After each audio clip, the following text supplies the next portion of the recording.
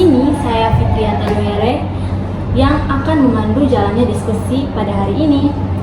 Nah, di episode kali ini teman-teman, kita akan membahas topik yang super menarik dan relevan banget nih, yaitu tentang integrasi modernisasi pertanian dan ekonomi digital dalam perencanaan pembangunan untuk meningkatkan kesejahteraan petani di Baun, Kecamatan Amarasi Barat, Kabupaten Kupang. Kedengarannya agak berat ya, tapi tenang aja, kita bakal kupas dengan gaya santai dan penuh cerita inspiratif. Dunia pertanian sedang berubah teman-teman. Modernisasi bukan lagi soal mesin besar atau teknologi mahal, tapi tentang bagaimana inovasi dan digitalisasi bisa menyatu dalam perencanaan pembangunan yang berpihak pada petani kecil. Kami mengambil studi kasus di Baun, Kecamatan Amarasi Barat, Kabupaten Kupang, karena di Baun, desa ini mempunyai potensi pertanian besar, tetapi belum sepenuhnya tersentuh teknologi dan ekonomi digital. Baun jadi contoh nyata bagaimana pertanian tradisional bisa bertransformasi jadi lebih modern dan efisien. Selain itu, pemerintah Amarasi Barat mulai mendorong digitalisasi pertanian. Jadi, Baun itu pas banget dijadikan lokasi studi buat lihat langsung dampaknya terhadap kesejahteraan petani. Tujuan podcast ini teman-teman adalah untuk membuka wawasan tentang bagaimana modernisasi pertanian dan ekonomi digital bisa diterapkan dalam perencanaan pembangunan di tingkat desa, khususnya di Baun, Amarasi Barat, agar petani bisa lebih mandiri, sejahtera, dan berdaya saing di era yang digital saat ini. Lewat podcast ini, kita juga ingin menginspirasi pendengar bahwa kemajuan teknologi bisa berjalan seiring dengan kearifan lokal dan menjadi kunci untuk masa depan pertanian yang lebih baik. Oke, tanpa berlama-lama lagi, bersama saya hari ini sudah hadir narasumber dari teman-teman kelompok 6. Halo, perkenalkan nama saya Wulandrika Aristania Loba. Halo, perkenalkan nama saya Syalumita Mailabel. Halo, perkenalkan nama saya Angelina Tiran. Oke, baik, terima kasih untuk perkenalan yang sangat singkat ini dari ketiga narasumber kita yang sangat super cantik ini. Baik, untuk memulai, kira-kira teman-teman bisa coba menjelaskan dulu kira-kira latar belakang penelitian ini itu apa sih, dan mengapa kalian tertarik untuk meneliti tentang integrasi modernisasi pertanian dan ekonomi digital? Baik, jadi berkaitan dengan latar belakang penelitian kami berangkat dari kenyataan bahwa sektor pertanian itu masih menjadi tulang punggung utama dari ekonomi masyarakat di Desa Baun. Tetapi praktik pertanian di sana masih bersifat semi tradisional. Padahal di era sekarang, teknologi dan ekonomi digital berkembang pesat dan bisa dimanfaatkan untuk meningkatkan produktivitas. Sayangnya, kami menemukan bahwa modernisasi pertanian di Baun belum maksimal, meski para petani sudah memiliki semangat dan bahkan mulai menggunakan handphone untuk mencari informasi tentang cara bertani yang lebih efektif melalui YouTube atau situs pertanian. Menarik sekali, jadi para petani itu sebenarnya sudah terbuka terhadap teknologi ya? Iya, betul sekali, para petani sudah terbuka. Mereka sudah memiliki kesiapan digital secara mandiri. Tetapi ini di sisi lain, mereka mengalami kendala seperti keterbatasan alat dan mesin pertanian, irigasi dan bibit. Artinya, para petani sebenarnya sudah siap beradaptasi, tetapi pemerintah belum sepenuhnya mengintegrasikan kebutuhan fisik dan digital ini dalam perencanaan pembangunan. Menarik ya. Jadi dalam laporan teman-teman itu kan ada yang disebutkan bahwa penelitian ini menggunakan teori modernisasi dan ketergantungan. Kira-kira teman-teman bisa menjelaskan sedikit kira-kira relevansinya dengan kondisi di Baun itu seperti apa? Iya, petani di Baun sudah menggunakan teori modernisasi. Nah, teori modernisasi sendiri itu ya, dia menjelaskan bahwa masyarakat tradisional akan maju jika mampu beradaptasi dengan teknologi dan perubahan sosial. Dalam konteks ini, modernisasi pertanian berarti menggunakan alat, mesin, teknologi digital untuk meningkatkan produktivitas. Sedangkan teori ketergantungan itu sendiri mengingatkan bahwa modernisasi itu tidak boleh membuat petani tergantung pada pihak luar, misalnya pada perusahaan penyediaan alat, pupuk, dan unit platform digital yang dikendalikan oleh pihak tertentu. Jadi menurut kami, integrasi modernisasi dan ekonomi digital di Baun itu harus dilakukan secara seimbang agar petani tidak menjadi pengguna, tetapi menjadi subjek pembangunan sendiri. Kalau dari hasil wawancara, kira-kira apa saja temuan menarik yang teman-teman narasumber ini bisa bagikan kepada para pendengar? Jadi berkaitan dengan hasil wawancara, ada beberapa poin penting yang kami temukan. Yang pertama, petani sudah mendapatkan bantuan ekskavator dari pemerintah, tapi penggunaannya itu hanya untuk pada tahap awal saja, untuk pembukaan lahan. Setelah itu, mereka masih mengolah tanah secara manual atau menyewa traktor. Yang kedua, pelatihan dan penyuluhan masih jarang juga dilakukan di sana. Jadi banyak petani yang belajar secara mandiri melalui internet. Yang ketiga, hasil panen itu masih belum maksimal, salah satunya karena kurangnya alat, pupuk, dan juga bibit unggul. Namun di sisi positif, petani sudah mulai menggunakan HP untuk mencari informasi pertanian. Ini menunjukkan bahwa proses digitalisasi sudah mulai berjalan di tingkat desa. Menarik ya. Lalu bagaimana peran pemerintah dalam proses modernisasi pertanian di sana? Itu seperti apa sih? Di sini peran pemerintah itu sangat penting. Di sini ada beberapa peran penting itu. Yang pertama itu penyediaan air atau irigasi, yang berikut pengadaan bibit unggul di waktu yang tepat dengan pengadaan air, pengadaan mesin dan alat pertanian seperti traktor. Jika hal-hal yang tadi saya sebutkan itu memenuhi, maka modernisasi pertanian akan lebih cepat berjalan.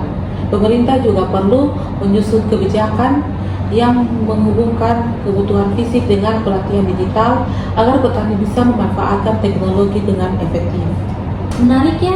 Jadi dari hasil analisis kalian, kira-kira bagaimana sih hubungan antara teori dan kondisi nyata di lapangan itu? Menurut teori dari Rostu dan Invest, Desa Baun ini sudah berada pada tahap prakondisi modernisasi. Petani sudah mengenal teknologi, tetapi belum bisa menggunakan secara penuh karena keterbatasan fasilitas itu sendiri. Sementara dari teori learner, media seperti YouTube dan internet berperan penting dalam mempercepat proses belajar petani. Namun sesuai teori ini, Huntington, perubahan ini bisa menimbulkan dualitas antara sistem lama dan baru, di mana sebagian petani itu masih tradisional, sementara sebagiannya lagi itu sudah mulai modern. Jadi kami menyimpulkan bahwa Desa Baun itu sedang dalam masa transisi menuju petani modernisasi digital. Oke, mungkin itu perkenalan dari teman-teman ya. Nah, topik kali ini diambil dari hasil penelitian teman-teman dari kelompok 6 Administrasi Negara Universitas Nusa Cendana yang meneliti langsung kondisi pertanian di Desa Baun. Jadi hari ini teman-teman, kita bakal kupas hasil penelitian itu lewat beberapa pertanyaan yang sekiranya telah diberikan dari teman-teman kelompok lain, sambil kita bahas dengan santai dan penuh insight. Yuk kita mulai. Oke baik, kita lanjut. Ini ada pertanyaan dari kelompok 1. Sekiranya teman-teman bisa sedikit menjawab ya apa yang menjadi pertanyaan dari teman-teman kelompok 1. Yang pertama itu integrasi modernisasi pertanian dan ekonomi digital dalam perencanaan pembangunan untuk peningkatan kesejahteraan petani di Baun, Kecamatan Amarasi Barat, Kabupaten Kupang. Apakah sejauh ini ada dukungan kebijakan dan regulasi pemerintah daerah untuk mendorong integrasi modernisasi pertanian dan ekonomi digital? Menurut teman Nulan, kira-kira seperti apa? Baik, jadi kalau dilihat dari hasil penelitian kami, dukungan pemerintah daerah itu memang sudah ada, tapi masih terbatas. Nah, misalnya sudah ada bantuan alat berat seperti ekskavator untuk membuka lahan, namun kebijakan yang menghubungkan antara modernisasi alat pertanian dengan ekonomi digital, seperti pelatihan penggunaan aplikasi pertanian atau e-commerce, itu belum berjalan maksimal. Jadi dukungannya masih setengah jalan, alat ada, tapi belum dibarengi dengan pelatihan digitalnya. Jadi bisa dibilang bahwa pemerintah itu sudah mulai tapi belum sampai ke tahap integrasi yang utuh ya antara alat modern dan digital. Lanjut, pertanyaan yang berikutnya itu berkaitan dengan mekanisme integrasi seperti apa yang paling realistis dan efektif untuk menggabungkan modernisasi pertanian dan ekonomi digital di wilayah tersebut, mengingat potensi kesenjangan infrastruktur ini berkaitan dengan internet, listrik, dan keterampilan. Menurut teman Shelo, seperti apa, bisa dijelaskan? Baik, itu ada dua cara paling realitas. Itu yang pertama itu pemerintah bantu alat dan sarana pertanian seperti traktor, irigasi, dan bibit. Terus yang kedua itu adakan pelatihan digital supaya petani bisa lebih belajar cara jualan, menjual hasil ini panen lewat internet, tahu harga pasar di online dengan bisa promosi lewat media sosial. Dengan begitu ini alatnya jalan, digitalnya juga berkembang. Benar sekali. Jadi kalau cuman alat tanpa kemampuan digital itu mungkin modernisasi tidak akan maksimal ya. Oke. Lanjut pertanyaan yang berikutnya. Apakah ada resiko ketergantungan baru yang muncul dari integrasi ekonomi digital dalam pertanian tradisional tersebut, dan bagaimana kebijakan dapat mencegah hal tersebut agar petani tetap mandiri secara ekonomi? Menurut teman Angel, kira-kira Ada risikonya, misalnya petani itu tergantung pada aplikasi tertentu atau perusahaan yang menjual pupuk dan bibit secara online. Kalau tidak hati-hati, petani bisa rugi karena harga dikendalikan oleh pihak luar. Supaya tidak tergantung, kebijakan pemerintah itu harus mendukung kemandirian digital petani, seperti membentuk koperasi digital desa atau marketplace lokal yang dikelola sendiri oleh kelompok tani itu tersebut. Setuju banget. Jadi teknologi itu harus bikin petani mandiri ya, bukan malah jadi tergantung sama pihak-pihak luar. Ya. Oke, kita lanjut. Jangan tegang ya teman-teman. Oke, pertanyaan yang berikut itu bagaimana sih pemerintah daerah bisa memperbaiki kesenjangan antara kebutuhan fisik petani, ini contohnya itu seperti alat pertanian dan irigasi, dengan adaptasi digital yang sudah berjalan untuk mencapai tujuan peningkatan produktivitas secara berkelanjutan. Nah, ini pertanyaan ini kita kembali kepada narasumber kita yang sangat cantik ini, kepada teman Mulan, kira-kira tanggapannya seperti apa? Baik, jadi berkaitan dengan cara ya. Jadi caranya itu dengan menggabungkan dua program menjadi satu paket. Misalnya kalau petani sudah dikasih traktor, itu harus ada pelatihan untuk cara menjual atau menjual hasil panen lewat aplikasi atau media sosial. Jadi petani bukan cuma diajar cara pakai alat, tetapi juga diajak masuk ke dunia digital supaya hasilnya bisa lebih cepat terjual dan untungnya meningkat pastinya. Nah, ini berseimbang nih teman-teman. Jadi alatnya dipakai, digitalnya juga jalan bareng gitu. Pertanyaan yang berikutnya, jika pemerintah daerah telah memberikan bantuan ekskavator, mengapa petani masih kesulitan mengakses alat pertanian modern, contohnya itu seperti traktor, dan apakah ada kebijakan atau mekanisme yang dapat diimplementasikan untuk memastikan pemerataan akses terhadap alat pertanian modern bagi seluruh petani di Desa Baung? Itu karena ini ekskavator itu cuma dipakai pada saat ini buka lahan awal. Setelah itu petani butuh traktor untuk mengelola lahan setiap kali tanam. Tetapi traktor itu belum disediakan. Jadi mereka harus sewa dari luar desa dan itu biayanya sangat mahal. Jadi petani di Baung masih perlu bantuan alat pertanian yang lebih merata dan sistem pinjam alat yang lebih mudah diakses oleh semua kelompok tani. Oh, jadi bukan nggak ada alat, tapi alatnya belum cukup dan belum merata ya? Oke, lanjut. Dalam pembahasan disebutkan bahwa petani itu berada pada fase transisi menuju modernisasi. Kira-kira indikator yang digunakan untuk menyatakan bahwa mereka telah memasuki fase tersebut itu apa sih? Ya, artinya petani di Baung itu sudah mulai berubah ke petani modern. Jadi indikatornya mereka sudah pakai alat berat seperti ekskavator, mulai belajar lewat YouTube dan punya pola pikir baru. Pola pikir mereka itu seperti ini. Petani itu bukan cuma hanya buat makan, tetapi buat jual ke pasar. Nah, tapi karena belum punya alat lengkap dan pelatihan digital yang rumit, mereka masih di tahap setengah modern, belum sepenuhnya. Keren juga ya. Jadi petani di Baung itu sudah selangkah lebih maju, tinggal dorongan dari pemerintah aja nih.